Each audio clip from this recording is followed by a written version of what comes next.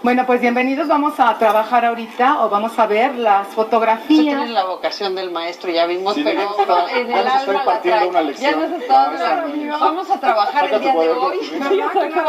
Vamos a dejar de ser tu esencia, ¿no? Y mi esencia es ser adelante, profesora de vocación. Entonces vamos a admirar las fotografías. Estas son las que nos comentaba, que es como el desarrollo, digamos, que ha tenido, en específico arquitectónicamente, la normal, ¿no? Y ahí se ve la majestuosidad de la escuela, como bien lo decía, se puede visualizar. Hay una especie de toma aérea, un poco lo que mencionaba. Se ve mucho mejor acá, en este extremo nos damos cuenta perfecto, es que ahí se ve, es como una rebanada de pastel. Así es. Pero porque así estaba trazado ese terreno desde que formaba parte de la hacienda de Santo Tomás. Entonces toma esa esquina triangular Pani, ahí se ve perfecto lo que hizo, cómo traza un cuerpo de edificios hacia acá, otro hacia allá, y luego lo cierra circularmente con la torre y con el frontispicio donde están los paneles que acabamos de Y ahí sí podemos ver el libro abierto y en los frontispicios, tanto izquierdo y derecho, cómo está representado. Y además esta obra arquitectónica pues tuvo un gran reto para el arquitecto, porque como con un espacio que no tiene forma, le dio una forma tan fluorescente para la época, ¿no? Y además, ahí todavía es el inicio todavía no están las puertas, todavía no están las zonas jardinadas, todavía no está el espejo de agua bellísimo que acá está, y si se fijan, esta es la fotografía de la reunión de la ONU, de todas las banderas, ahí está la cabeza. Y ahí se ve perfectamente la torre. Si se acercara un poco... Escuela Nacional de Maestros, todavía no era benemérita cuando se creó. Si se acercara un poco la cámara y pudiera mostrar el espejo de agua con la cabeza olmeca, ¿cuántos recuerdos le traerá a cuántas generaciones de alumnos de esta escuela que pasaron por ahí desde el año 47 hasta hoy? La fecha? Estamos hablando de 70 años. Contemplando que al ser nacional, los jóvenes comían aquí, dormían aquí y hacían su vida. Cuéntanos un poco eso, porque de alguna manera lo que sucedía era que al estar todo directamente en la capital, digamos, la gente que quería ser maestra tenía que viajar, mudarse, digamos, para acá, pero aquí se hacía una repartición bastante, nos tocó la salida de clases, se hacía una repartición bastante particular, o sea, se dividía por estos. ¿Cómo funcionaba en ese entonces la normal? Pues había como internado de señoritas e internado de caballeros, y aquí se les subsidiaba de alguna manera con un recurso económico para que ellos continuaran sus estudios, y había mucha solidaridad entre ellos. Cuando los jóvenes venían de los estados, los que eran citadinos, pues tendían la mano a sus compañeros, y ellos eran muy de bohemia, muy artísticos, muy creativos.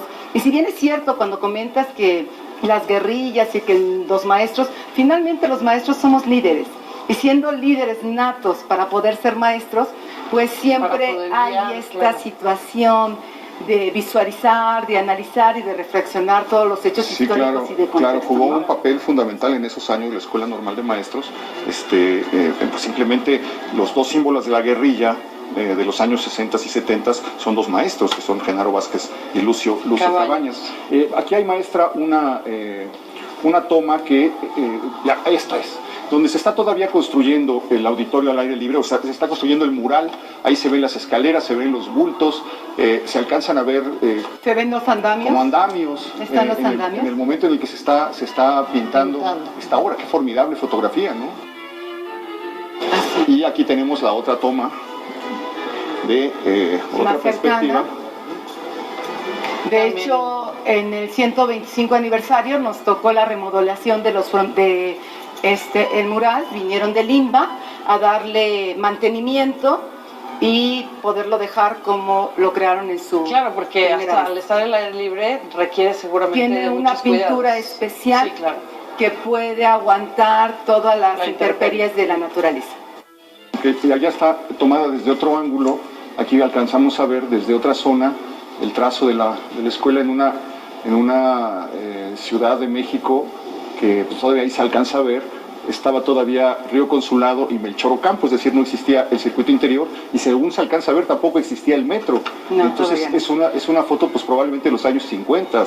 Recién terminada probablemente. Así es, y tenía espacio. Creo que no se ve ni la reja, tal vez ni la habían terminado. Lo que sí llama mucho la atención es realmente cómo Mario Pani determina de alguna manera el espacio como un triángulo. O sea, ese era el predio irregular que le dieron, entonces fue un gran reto para él hacer esta creación arquitectónica tan magnífica porque tenía que dar realce a quienes se formaban dentro de la institución. Claro. Así es, el predio era triangular y se alcanza a ver una zona arbolada allá que era la zona del panteón británico y americano, que después con la construcción del circuito interior desaparecieron y quedaron solamente en algunos puntos. Pero bueno, tenemos todavía que hacer.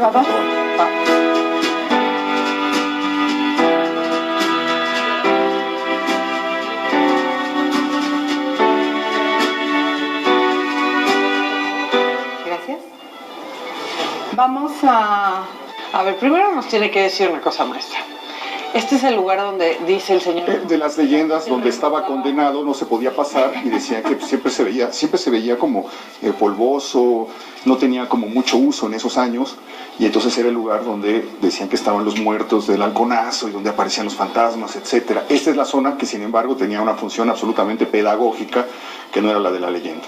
Así es, efectivamente es un espacio que nos permite visualizar al grupo que está trabajando. Adelante.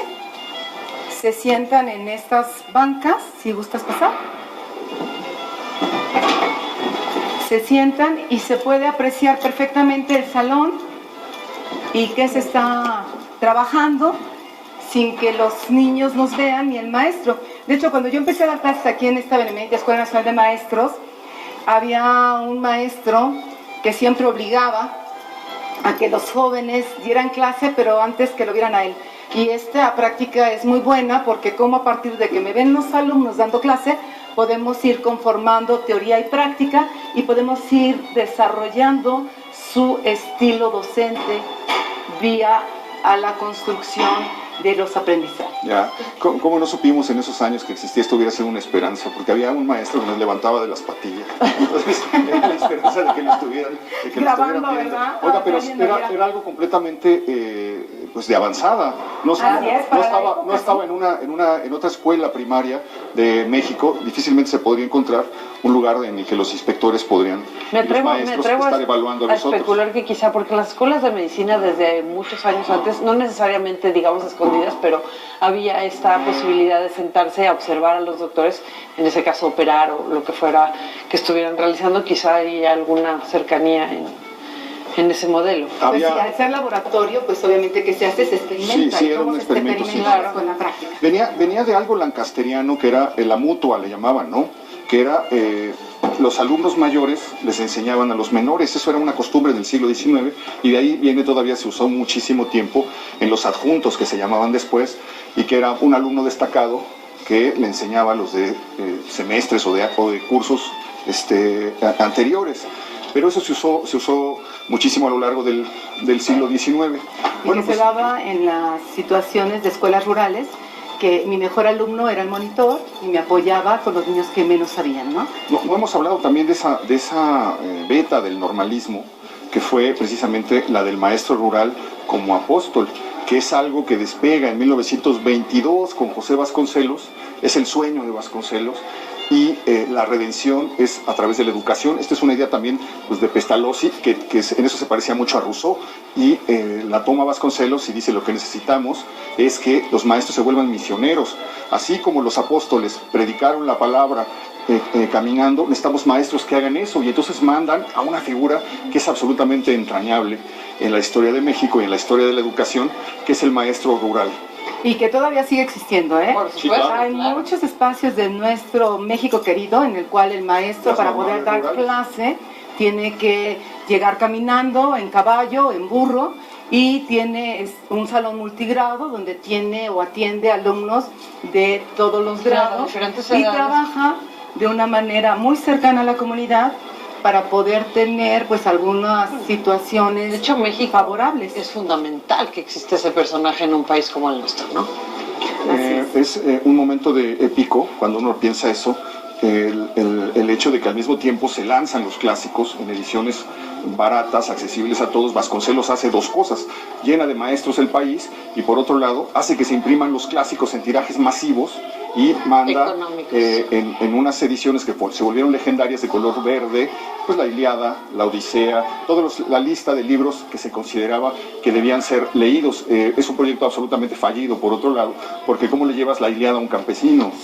¿Cómo se la llevas? A través de esas habilidades docentes que tienes tú y que son corporales, que invitan al otro a emocionarse, a vivir a través de lo que se cuenta, de lo que se narra, y el impacto que vamos teniendo y que vamos dejando en el niño y desarrollando la creatividad, ¿no? Que a veces no necesitas el libro, sino un buen maestro, amante de su quehacer, para que sin nada haga mucho. ¿Cuál sería la lista de los grandes maestros que ha habido en México en el siglo XX?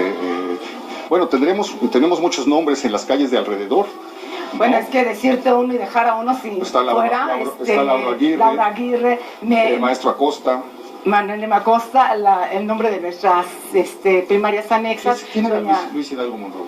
Luis Hidalgo Monroy era un docente, ¿también? Pedagogo, que también dedicó mucho de sus estudios al desarrollo de habilidades intelectuales, y es por eso pues que se retoma. Son pedagogos. La única escuela que no sabemos por qué se llama República de Brasil, pues es en la que estudiaste, pero justo el embajador de Brasil ya vino con nosotros, hizo un trabajo maravilloso con los niños, hicieron dibujos, los llevó a la embajada.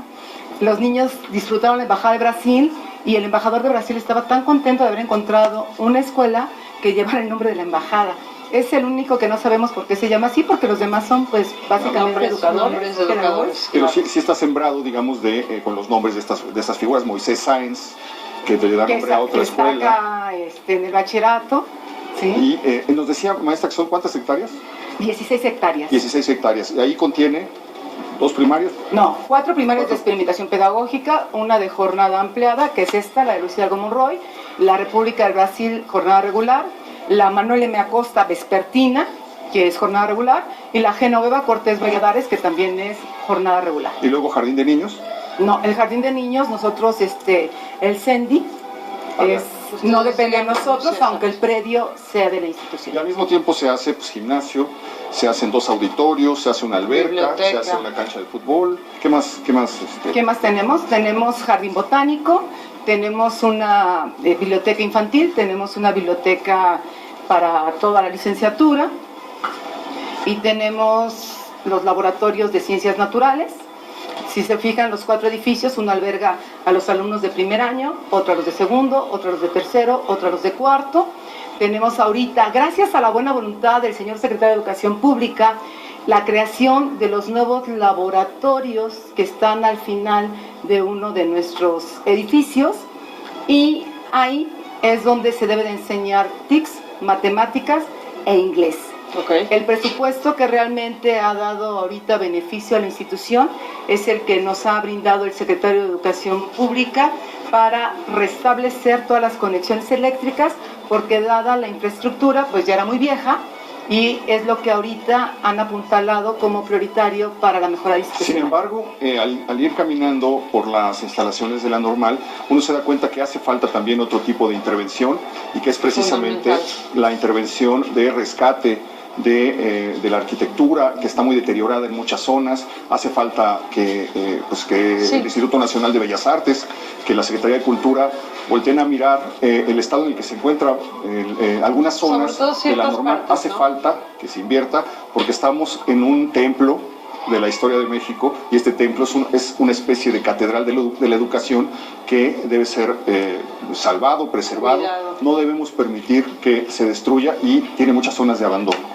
Claro, ya, o sea, ya nos comentaba la maestra que sí había habido, por ejemplo, una restauración al mural, pero se ha focalizado, digamos, este tipo de ayudas o este tipo de restauraciones a cosas muy específicas y sin embargo hay otros que también lo requieren y eso sería importante. Así que, por favor, pásenle el recado a los funcionarios de cultura, por favor, a los funcionarios del INBA, que se den una vuelta porque hay una zonas de emergencia ya en la escuela normal. Se nos vino el tiempo encima, maestra, se terminó el tiempo del recorrido, pero no sé cómo se lo agradezco. Ha sido un placer. Ha sido para mí ha sido 2 placeres. Ha sido todo una remembranza para el señor de Mauleón, ojalá para muchos de ustedes también, porque seguramente no es el único que estudió por aquí estas aulas. ¿Cuántos alumnos nada más ya más o menos cada año, digamos, van albergando? Nosotros ahorita tenemos una matrícula de 1,498 en la licenciatura y en estas primeras anexas 1,460. Y es importante, jóvenes, que recuerden que algo fundamental para la transformación de cualquier país es la educación.